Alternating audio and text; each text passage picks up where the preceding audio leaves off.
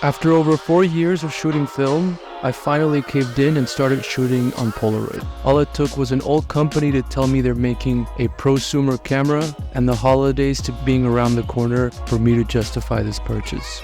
Without ever having shot on Polaroid, it's safe to say that the Polaroid I2 is a great camera if you can afford it. I've had this camera for the last couple of months and I took it to New York and Texas to shoot for the holidays. This isn't really a review of the Polaroid i2, but rather what it's like to have it and what taking Polaroids might look like. To start off, the Polaroid specs are the following. The biggest callouts are that it's the sharpest lens on a Polaroid, according to them, and it has a full manual control. Personally, I don't dabble with a lot of manual controls since I like to point and shoot and capture moments as they pass by. The build quality is great and it has a durable feel that is expected in a prosumer product.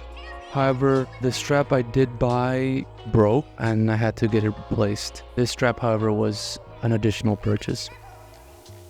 One of my favorite aspects of taking analog photos is the long time it takes for me to get the photos back.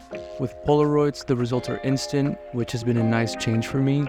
This process, however, has its caveats. Like Polaroids themselves, this product is for the imperfectionist. Do not expect a perfect resolution or even great color capture. What you get is what you get, which can be a lot of garbage, or when nothing comes out, or some underexposed photos, some really overexposed photos, and if you're lucky, sometimes you'll get that perfect shot.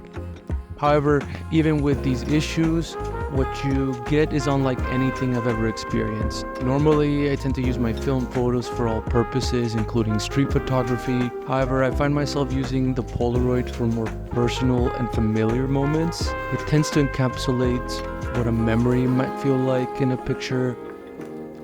The learning curve in this process has been interesting. It's not a hard camera to use, but it has a lot of little nuances.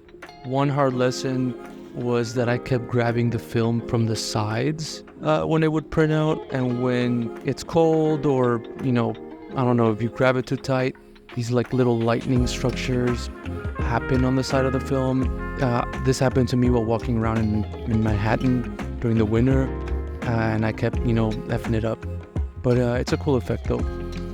Lastly, there's something to be said about the variety of film types and frame options. It's a fun alternative to think about rather than, how much grain or how fine the grain is.